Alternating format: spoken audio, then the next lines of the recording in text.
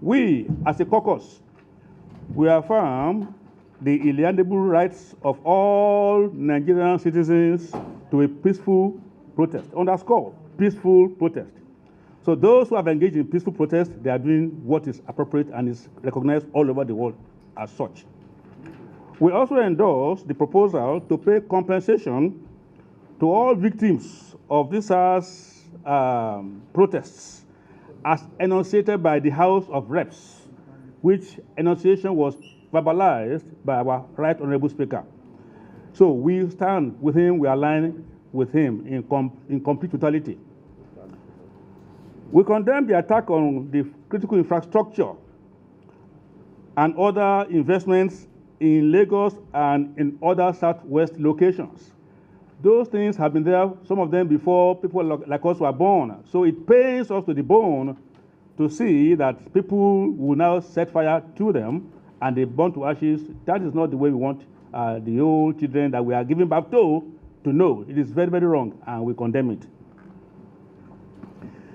We condemn equally, in unequivocal terms, the desecration of Yoruba culture, which was done by the unprovoked attacks on different places of our cultural heritage.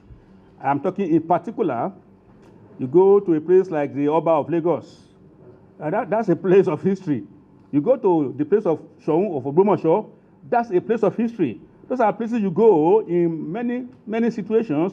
You have to take up your cap and get out of your shoes before you enter.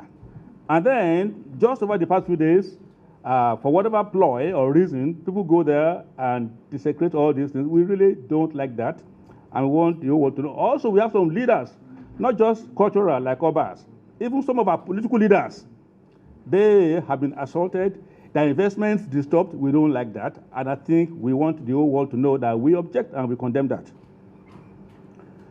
Meanwhile, we like to reach out and condole with all the families that lost their loved ones, or for those, by the grace of God, that did not die, might have been injured, or even those who have been victimized in one way or another. We condole with them. And we appeal to all Nigerians at this point to please, please, please don't use the Southwest, don't turn the Southwest to a battleground. There are those who are not from the Southwest, yes, one Nigeria, but everybody knows where they come from.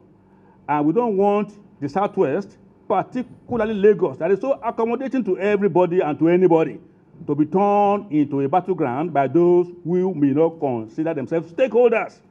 We are stakeholders of the Southwest. We don't want the Southwest to burn. This is not 1964-65, the day of Wete. Wete is no longer, and we don't want anything like that. Meanwhile, we want to all the youths, in as much as we said in our first statement that yes, we endorse the rights of everybody to protest peacefully. We want the youth at this point to come back home and sit down and have a rethink and get out of the mindset of any violence further. We don't want any further violence. The point has been made. The statement from them has been very clear, and it's been heard not only in Nigeria but even across all the globe. We want the youth to please at this point to sheathe their swords and stay home and stay calm, so that by the grace of God, this whole change we are looking for will happen without further damage. And finally, we appeal to the federal government to indeed fast-track the implementation of many programs that they have outlined